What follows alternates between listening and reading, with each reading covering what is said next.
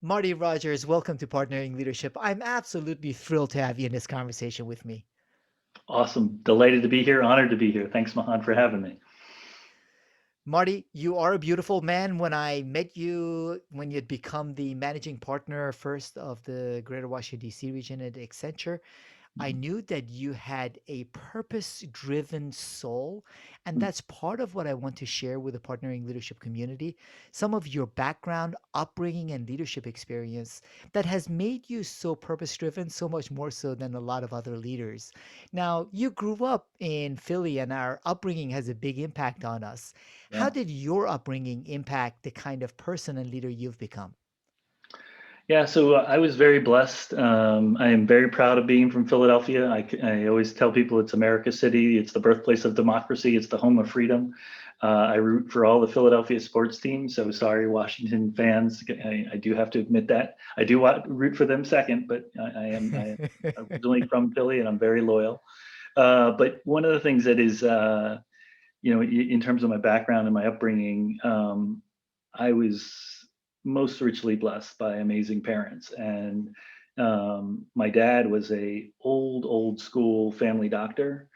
Still did house calls until in his 70s, um, and he had a profound sense of being a doctor in the truest sense of the vocation, and being about service and being about making a difference for the poorest of the poor.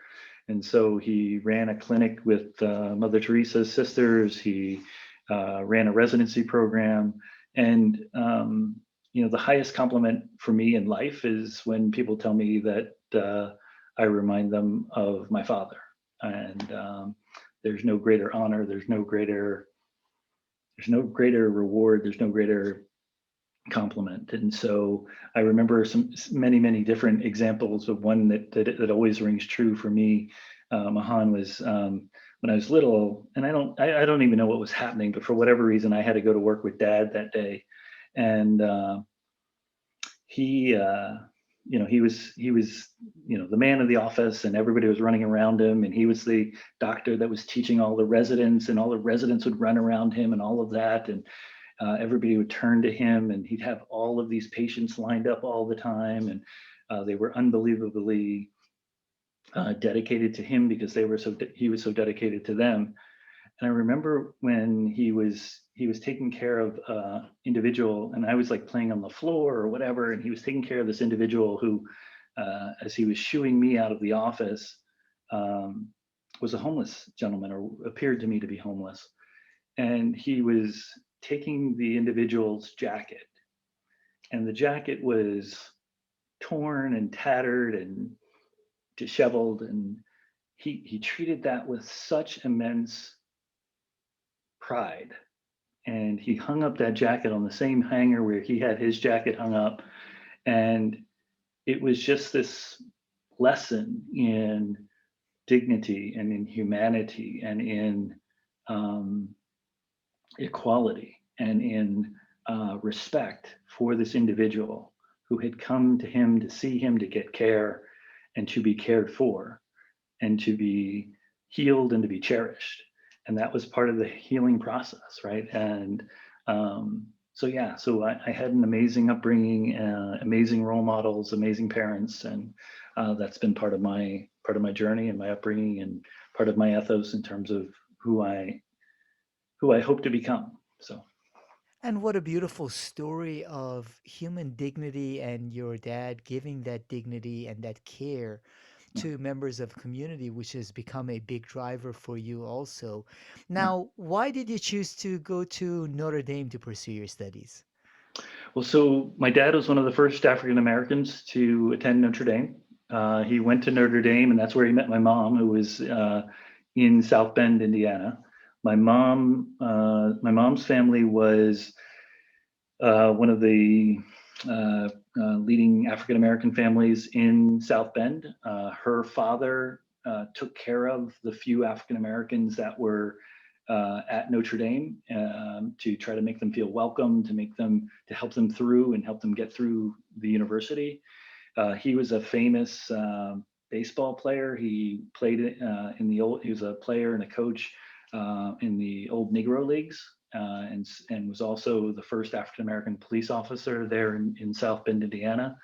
And so that's where they met and fell in love, and the rest of that story is history. But so I sort of had a family history that was tied to South Bend and tied to Notre Dame. I vacillated a little bit. My brother had gone there, my sister had gone there, but my other brother had gone to Temple, which up in Philadelphia, which is our other family school and where my dad went to med school. I decided to go ahead and go to Notre Dame. When I got there, though, I was really disappointed. When I got there, it wasn't as diverse as I thought it was going to be. Most of our diversity was running up and down on the football fields and the basketball courts and other things, and I felt like I'd been sold a bill of goods that was different than what actually I saw when I got there. I was really ready to transfer, Mahan, and again, it was one of these seminal moments. It was with my dad, and my dad said, "Hey, don't transfer yet." I was pretty miserable, and he's like, "You're either part of the solution or you're part of the problem." And I said, "Okay, Dad, get it." And I took that to heart, and I went about writing and researching a what became an op-ed, which challenged the university in terms of what it could do around inclusion and diversity, and how it could get better, looking at other Catholic institutions and other higher ed institutions that Notre Dame compared itself to in terms of what they were doing around diversity. Um, and so this article got published, and it was one of these defining moments in my life because um, I dropped off the editorial at the school newspaper, and didn't think of anything of it. Next day, I'm in the cafeteria, and everyone is reading this article in as I walk into the cafeteria, and I am mortified because it says, I think the exact title was something like "Father Hesburgh's commitment to civil rights has waned." And for context, Father Hesburgh is one of my mentors and one of my sponsors and one of the great leaders of our time. Um, he's a recipient of the Presidential Medal of Freedom, the Congressional Medal of Freedom, more honorary degrees than anybody else, like just an amazing man. And many of the freedoms I enjoy as a person of color were because of his leadership efforts chairing the US Civil Rights Commission. And so for this art, and he's like the American Pope at the time, and he was like revered in our family. And I just thought, oh my gosh, I can't believe that's what they titled this article.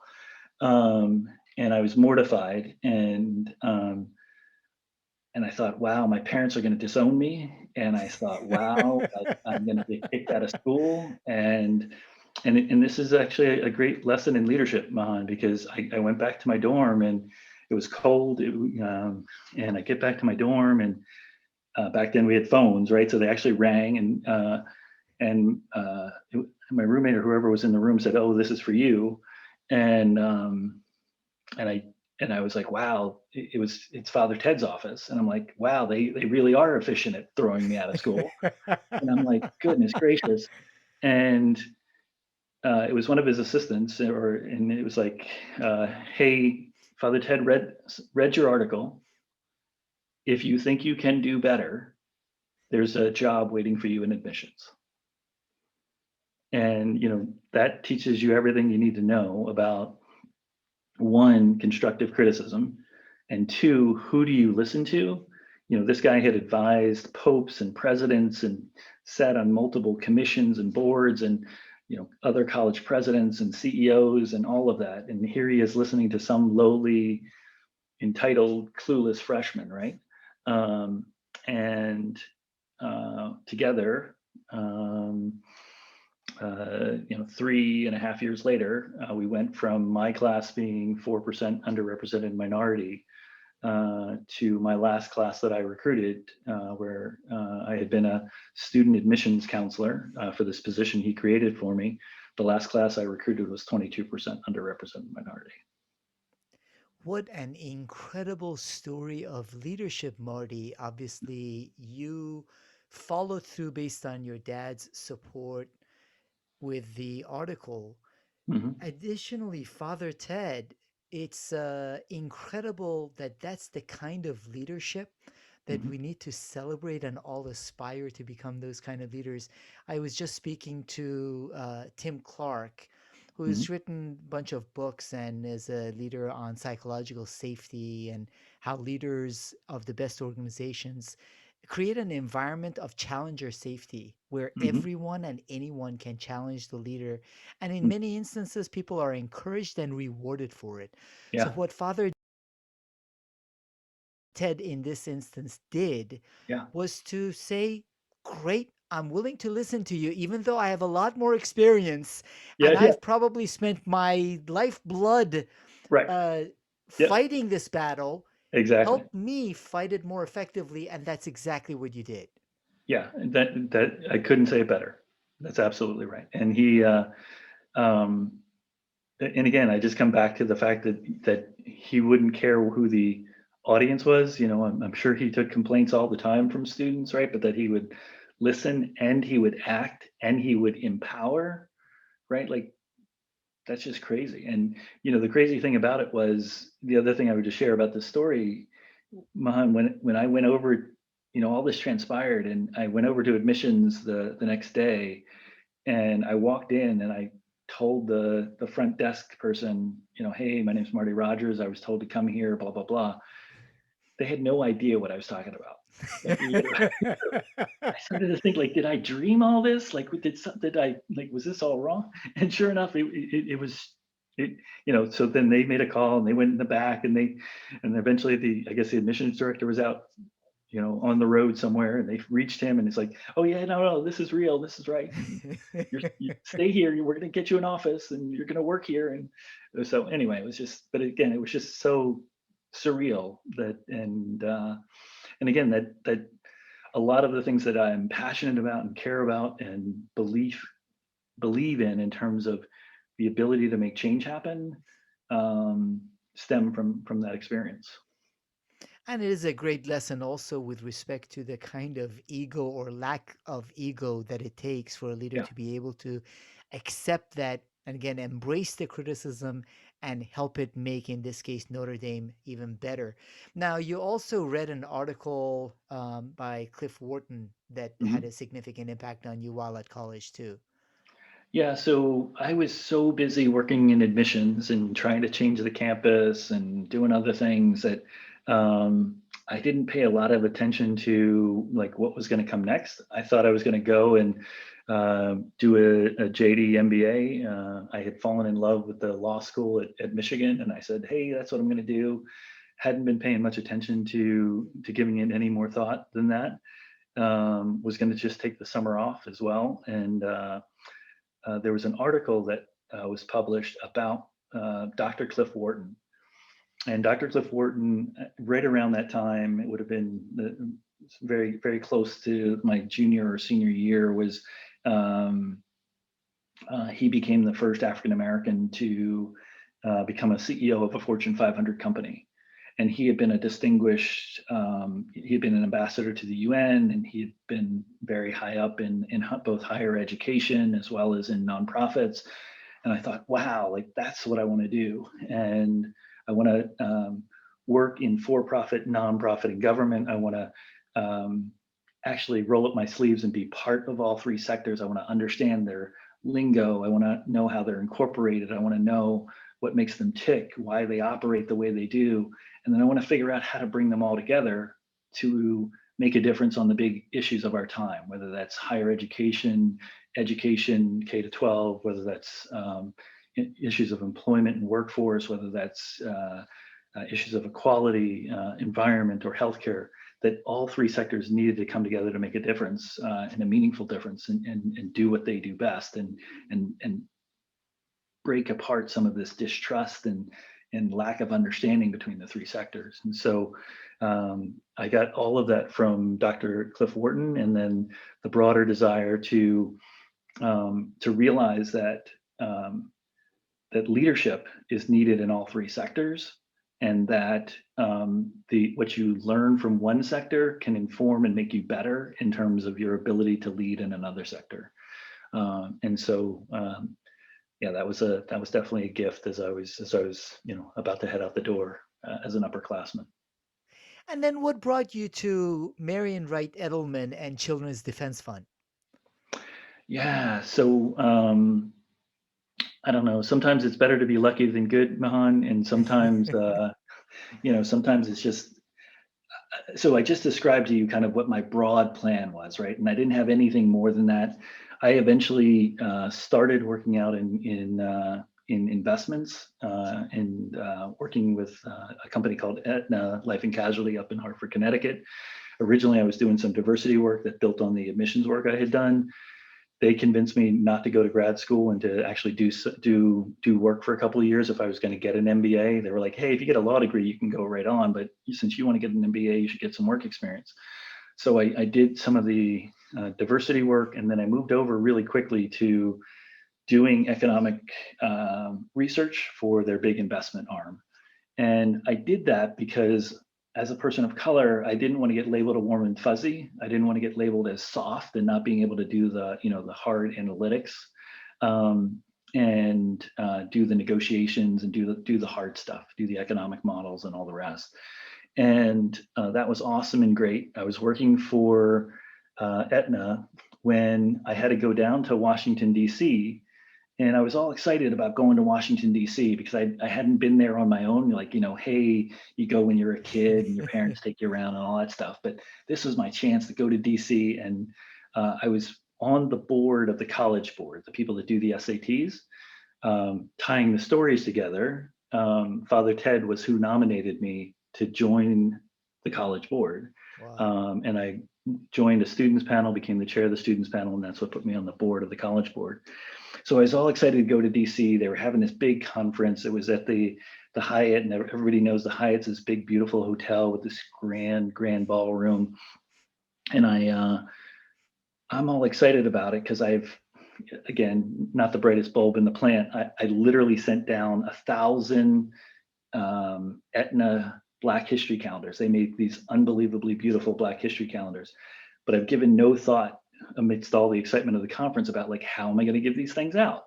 So, I went and the staff were unbelievably helpful, and they bring these big carts and we're literally handing out these Black History calendars as people are coming in for this plenary lunch. And more and more people are coming in, and I'm handing them out as fast as I can, and other people are trying to help me hand them out, and other people are coming back up saying, "Oh, I didn't get mine, can you hand me yours?" And so it's all this ruckus as people are trying to come into the conference room. And all of a sudden, the program's starting and all this and everything's getting going with the luncheon plenary, and they introduced this woman, Marian Wright Edelman, to speak, and they gave her a standing ovation before she started. And I'm like, well, who the heck gets a standing ovation before they even start? Like, who is it? And so, like, I'm sort of handing out calendars, and then people start disappearing because they want to go hear her speak. And I'm like, I don't even know who this is, and I'm really embarrassed. Like, I should have known who she was, like, but I didn't. And Dr. Marian Wright Edelman was the leading children's advocate in the country, and arguably you could say she still is. And a remarkable woman of grace. She was the first Black woman lawyer in the state of Mississippi. She went to Mississippi at the behest of folks that were asking her to come and fight for civil rights.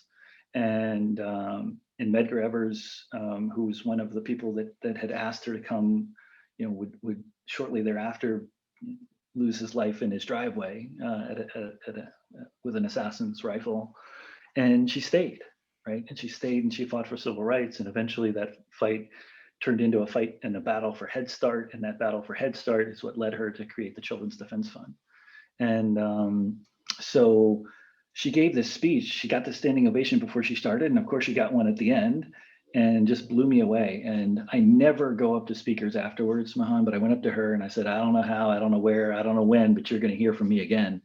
And sure enough, 2 months later, I was working for her, and I was working as her assistant. And then, and I tease her about that all the time. She just transitioned from being the head of the Children's Defense Fund, but I serve on her board, and I would tease her about it all the time, about how hard she used to work me and how many hours we used to work.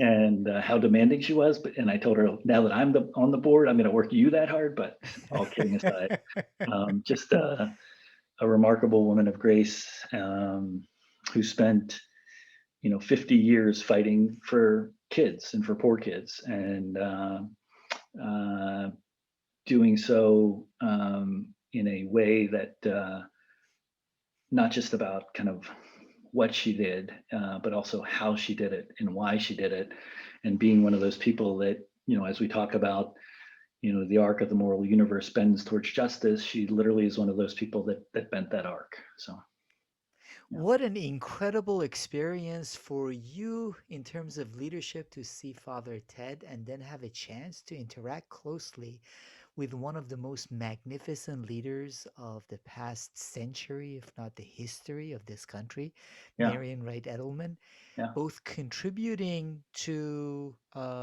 Children's Defense Fund and its impact, but also learning and doing good. In one sense, at this point, you had had some business experience after Notre Dame. yeah, You had some nonprofit right, experience, which correct. is important. And then you got involved on the public policy front Hmm. with Senator Warford's office. Yeah, What got you involved on the public policy front, Marty? yeah. So I think the other way to say it, Mahan, is like DC for me, in leaving Hartford, where I'd been working with Aetna. Coming to DC for me was coming to work for my heroes and my sheroes, right? And Senator Wofford was very much a hero of mine. He had gotten elected to the U.S. Senate. He was everything I thought a senator should be. He had been a college president. He had co-founded the Peace Corps. He had worked with Father Ted. He was Father Ted's general counsel on the U.S. Civil Rights Commission. Um, he was the co-founder of the Peace Corps, and again, just kind of one of these fortuitous things of uh, here was this individual elected in the special election from my home state, and when I was working with Dr. Edelman, we were working on issues and policy that affected kids. And so I got the kind of the hill bug, and how do you get legislation passed, and how do you get this done, and what works and what doesn't work. And so when he got elected, getting a chance to go to work for him again was just this remarkable and crazy and wild experience. He had created a position for me to come work solely on national and community service issues. He was super passionate about it. This was kind of his life's work. This and civil rights, had animated him, and in addition to that, healthcare reform, and and so I think I was probably the only legislative assistant ever to only focus on national and community service. And so we did all types of really great and awesome things together. We worked on creating the AmeriCorps program. We worked on turning the federal work study program into providing more opportunities for people to do community service work as part of work study, which was the original intent of the program, not to have you working in the university kitchen and other things. And then we worked to turn Dr. Martin Luther King's holiday into a national day of service. He had been a close advisor of Dr. King's, and it meant a lot to him and to John Lewis to make sure it wasn't a day of shopping and sales, or and to make sure that instead it was a day of action, not apathy, and a day of true reflection, not rest and recreation. So we did that as well. And then lastly, I also got to work with him. He had created the first youth apprenticeship program that was statewide. And so he had created the Pennsylvania Youth Apprenticeship Program. We brought that idea to federal legislation and created what was called the Career Pathways Act of 1993, and the first federal apprenticeship legislation. So just an amazing run, amazing time. And I think AmeriCorps is up to like a 1.4 million in terms of participants. It just got a huge infusion of capital to make more investments in our communities of young people's talent. And I think there's a lot of companies out there now that are talking about, hey, we've got to do more around apprenticeships, including our own here at Accenture. So And to make change happen, Marty, you know better than anyone else, it takes business, it takes nonprofit, it takes public policy. Right. And you were able to have an impact and be involved in all of those areas. Hmm.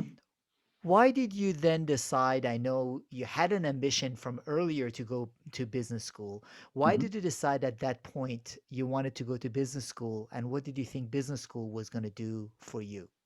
Yeah, great question. Great question. So, um, so this is a little embarrassing. I kept applying to business school and law school because I never knew when I was going to actually go. And then the older, well, one quick story, and then I'll move on. But at one point, my dad pulled me aside, Mahan, and he's like, "Okay, so we've decided. Your mom and I were talking, and we figured it out that you're not going to go to grad school. And yes, we're disappointed, but we get it. But your mom wanted me to talk to you because we have concerns, and um, and so I need to have a conversation with you." And I'm like, "Oh my goodness, I'm 30. Is my dad gonna have like the birds and the bees conversation with me or something? Like what's going on here?" And he goes, "No, no, no, no. I need to talk to you because ever since you graduated, your salary keeps going down, not up. And it's supposed to work the other way, son. You're supposed to make more money the longer you're out, and you're as you go from for profit to not to nonprofit to government, your salary's going down, and we just want you to know you're not moving back in." And so that's how. I finally Senator Wofford had lost his reelection. I went because I had been talking about the importance of national and community service and giving back, but I'd never done it myself, so I felt hypocritical. So I went and I served on with Native American children across several reservations out in New Mexico, um, believing in the transformative power of service and giving back, and worked for the poorest diocese of out in Gallup, New Mexico. And then went to grad school and went to Harvard. I decided by then, Mahan, I couldn't afford 4 years, and so I couldn't do the JD and the MBA, so just did the MBA, and had a amazing time at Harvard. I was all focused on my education and learning business and learning, and was just an amazing um, collection of talent and class. My classmates were amazing and faculty were amazing, and that whole environment was just perfect. And it was I felt I needed to learn business, going back to your question, because I wanted to return to business, right? And this was also an important inflection point. And as I had worked across all three sectors, I became more and more convinced that the business sector um, had the most power and was the most important in order to effectuate change, and could do the most good. And so it was with that belief that I went to business school, and again had a blast at Harvard. So.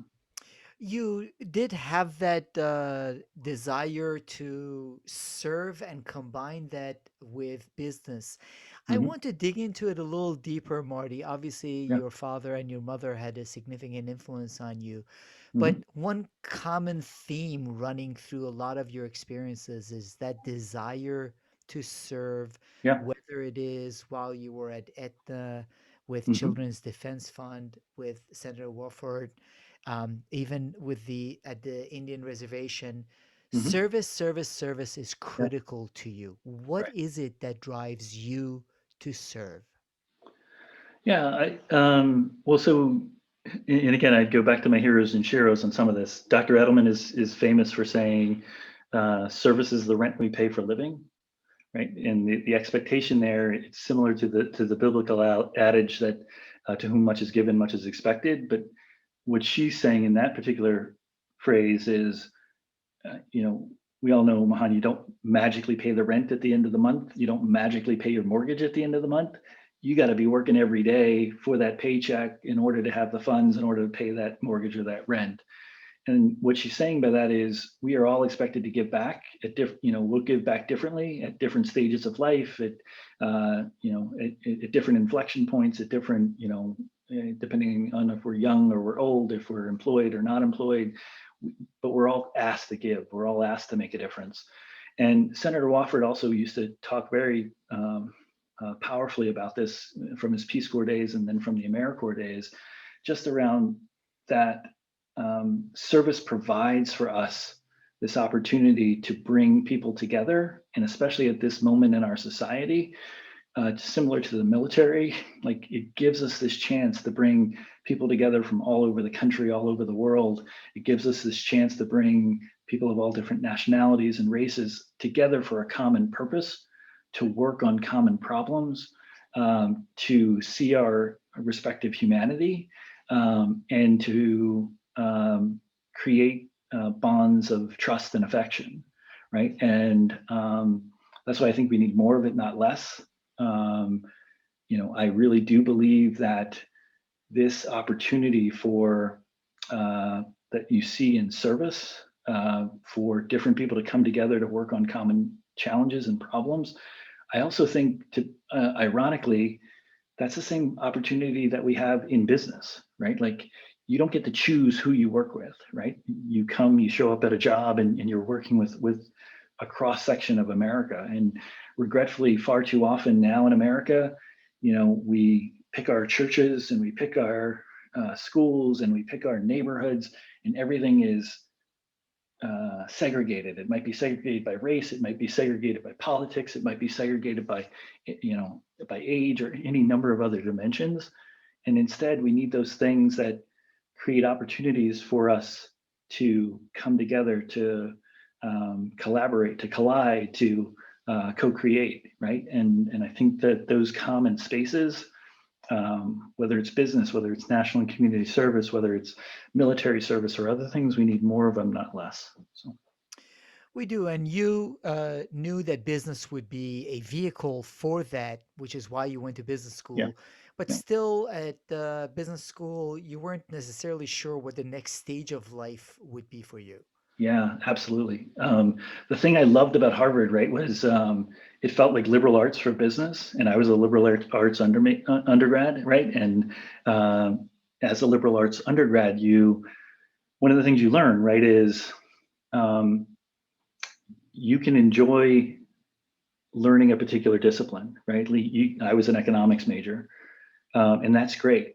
But the magic of liberal arts happens when economics is paired with psychology, is paired with sociology, right? It's paired with statistics, right? And the same thing was happening for me at business school, right? When it was sort of this liberal arts approach to business, and you were learning all of these different disciplines and domains and hard and soft skills, and learning it by the best in the world coming to the campus and your classmates being the best in the world. And it was just an amazing experience.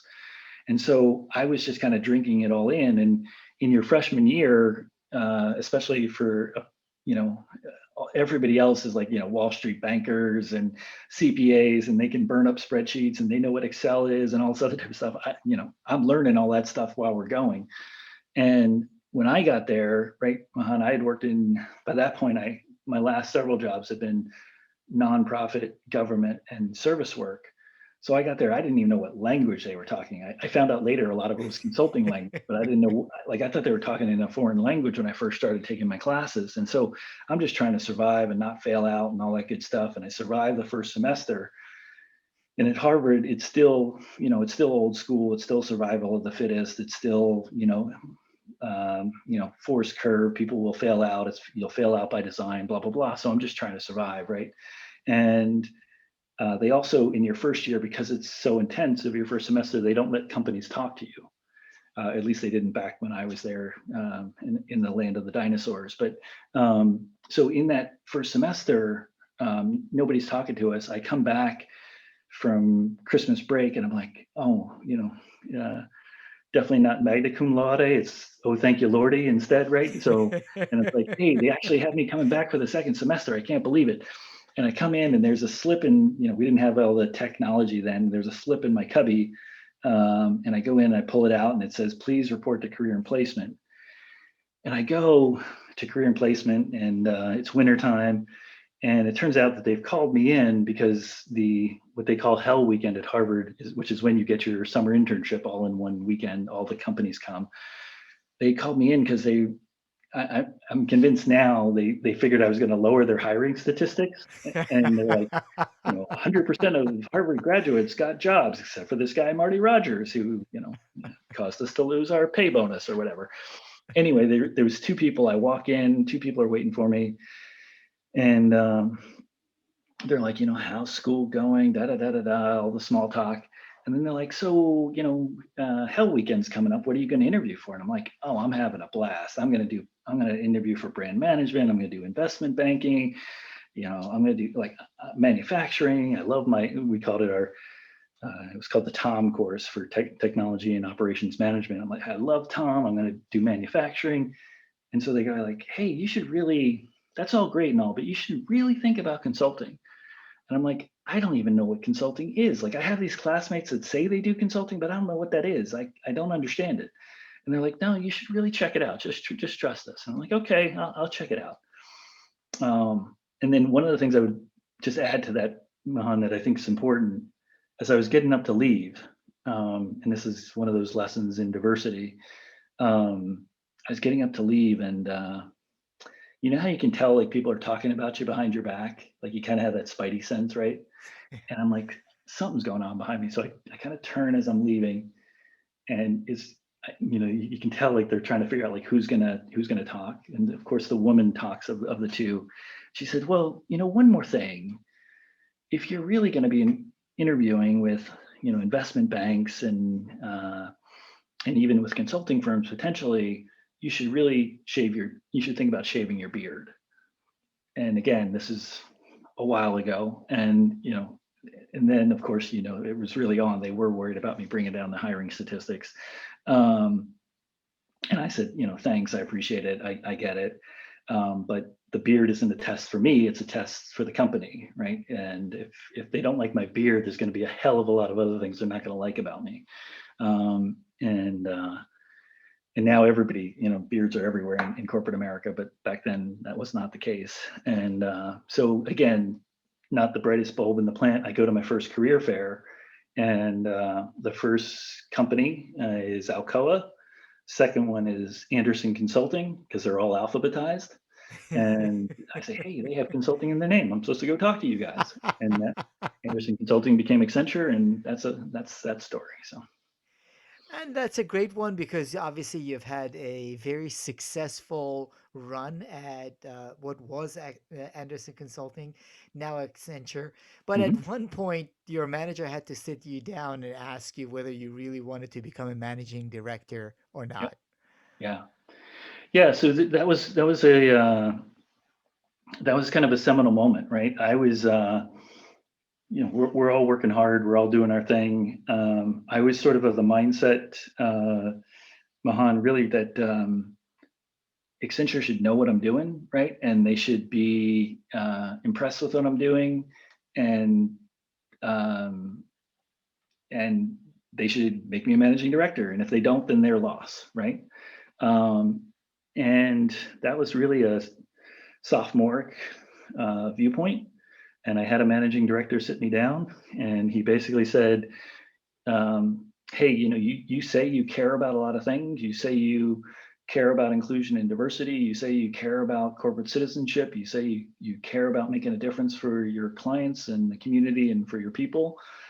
Um, and if you do, you need to know that you have a chance to make even more of a difference on all of those dimensions. But that's only going to happen if you become managing director, and you're not going to become a managing director if you keep waiting for um, some magical moment to be discovered. You're going to have to go out there and work for it and tell people about your story and your journey, because it's part of it is about your performance, but the rest of it is about your brand and your image and your exposure of others to that brand and image. And you're going to have to go out there and get, other champions and sponsors and mentors, and make sure they know your story, because you've got a great one, but nobody knows about it. So It's up to you. If you really do care about those things, and you got to do those other things that you don't want to do right now, in order to have a chance to have impact and to make a difference on those issues you care about. That was great guidance by the manager. And at least in my experience, I see a lot of women and people of color having greater difficulty championing themselves. Yeah, It is important to do good work in the organization, but right, it is also important to be able to market the work that right, you are doing right. because others are also marketing it. So you need to own up to it. And I find it sometimes that a lot of the women leaders that I deal with and the people of color have a harder time championing themselves in the organization than others. So eventually, you continue your success at Accenture, managing partner, which is outstanding. And now, Marty, you're responsible for over 18,000 people. And Hmm. that's when we get hit with a global pandemic impacting everyone. Yeah, Obviously, you and the 18,000 people that you have to manage now all going remote. yeah. It was so. It was really it is quite a journey, and we're still on that journey, to be blunt, Mahan, with everything that's happening as we speak in India, and in the Philippines, and in Brazil, and in other places around the world. And our prayers and our thoughts go out to everyone, both folks here that have folks living in those countries, as well as to those countries themselves. Um, COVID. So we had just gone through. We're over a 500,000 person organization, 120 countries. We had just gone through in record time the development of a new operating model, and we launched that operating model literally at the same time COVID hit. And so I literally was stepping into this new leadership role to head up all of our work in the South region. And that includes for us Maryland down to Florida, over to Texas, and all of the different industries and products and services that we provide. And so stepping into that role, inheriting a new leadership team, having to build that leadership team. We literally got to meet once for 2 days before everything closed down. Um, and then going through really tough times, and having to lead through difficult moments for our clients, difficult moments for our community partners, and difficult moments for our people. COVID has taught us so much. It has been one of those things that it's been one of those things where the definition of partnership um, has grown even larger, right? And that people have come to the realization across all of those dimensions.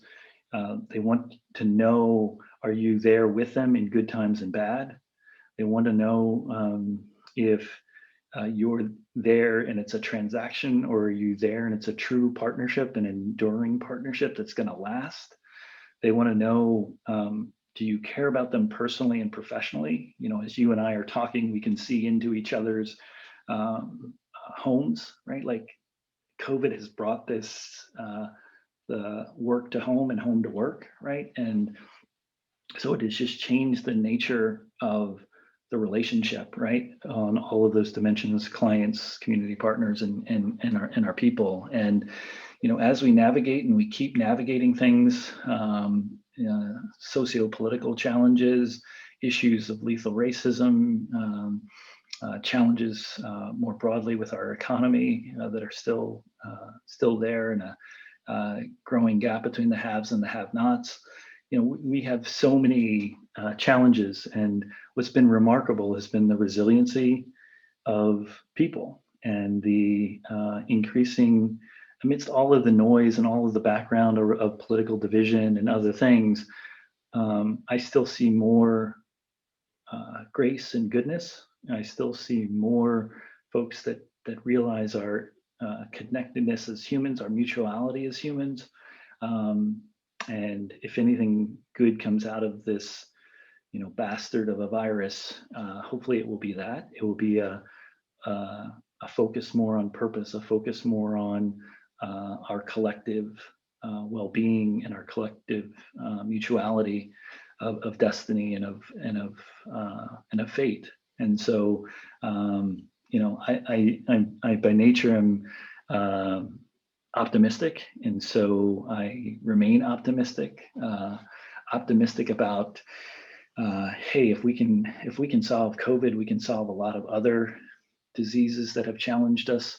If we can come together across the divides of race and politics that have so challenged us, but there is a reckoning there on both dimensions. Um, I remain optimistic about where we are and where we can go. There is a lot to be optimistic about. Now, I would love to also get your thoughts briefly, Marty, on the future of work. Mhm. Obviously, work will be different, but Mhm. how do you see it being different as a result of the experience organizations like yours at Accenture have gone through over the past year? Yeah. Well, so one thing I think for sure, a couple of things immediately come to mind. Right. First, I talked about this relationship between employer and employee. There is this higher expectation of employers, uh, both in terms of kind of ESG and what we're doing in the community and what we stand for and what we represent and what we want our brand to be about. But there's also this higher expectation in terms of our employees around mental health, around physical well-being, around being able to truly be themselves, right? About their expectations that, um, again, this partnership is truly a partnership, and that they have to be part of a broader solution for where we're going. So I think that happens to change the nature of work. There is this expectation that, because of what we have learned during COVID and uh, um, probably the biggest, um, uh, almost explosive atomic reaction around the move to digital has been a function of COVID, right? Almost, everybody had to go digital. You had to go digital to get to your customers. You had to go digital to connect and to collaborate online. Um, and so because of that, there are rising expectations for our employees around training and retraining and skilling and reskilling. There's also, as we look at COVID and the impacts moving forward, I think you're also going to have to deal with this issue of pace. Um, the gap between companies that were leading and companies that were lagging in terms of performance has only gotten bigger.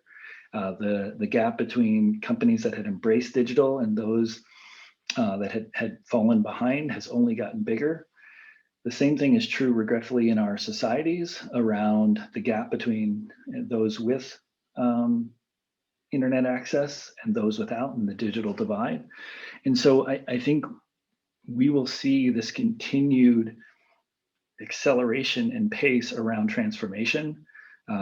We will continue to see it increasingly becoming irrelevant where you happen to work, and more flexibility around where you happen to work, and much more emphasis on your skills and what you can bring, regardless of where you're bringing it from. Um, and so many of those trends, I think, are positive. They're positive for workers. They're positive for employers. So And a key part of what you also mentioned is the purpose that is more important to individuals, for their organizations, and for yeah, their leaders to embody, which you have embodied all yeah, throughout yeah, your life journey and your leadership. Now, Marty, you've had the experience of great mentors all along the way. yeah, Uh, in addition to that, are there any leadership resources that you find yourself typically recommending to people, whether books, talks, yeah. or anything that you find yourself recommending for people to become more effective leaders? Yeah, great question, Mahan. And I could go all day on this. I've got two in particular that I would just jump to. One was one of my professors at Harvard, a guy named Ronald Heifetz, and he wrote what I think is the best book on leadership. And a million of these leadership books are out there all the time. His was called Leadership Without Easy Answers. Leadership Without Easy Answers. Highly recommend it. And then there's a leadership framework, and it's spoken about in several different books that were written by a profound teacher from the University of Michigan, a guy by the name of Noel Tichy. And Dr. Tichy created the leadership framework and programs at General Electric under Jack Welch, and then he later did it at Accenture. And I actually took his course as part of our leadership programs at Accenture. And he talks about the power of journey lines. So very much similar to what you and I are doing right now around telling your story and telling the high points and the low points of your journey. And from that experience, having the courage to share your teachable points of view and the wisdom that you've learned along the way. And he makes the argument that it is in the highest of the high moments, but even more so in the lowest of the low moments, that life's central lessons are imparted. And that ultimately folks follow you, not because you teach them how to burn up a spreadsheet and code a widget and create a new cloud platform. They follow you because you're willing to share your experience, you're willing to share your story, and you're willing to share those lessons learned. You're willing to share wisdom. What brilliant recommendations. And Marty Rodgers, that's why I would follow you to the ends of the earth. And I can see why the people you lead are fortunate to have you as a leader. And I truly appreciate you taking the time to share some of your personal journey with the partnering leadership community. Thank you so much, Marty Rodgers. Thank you very much. It's been my honor.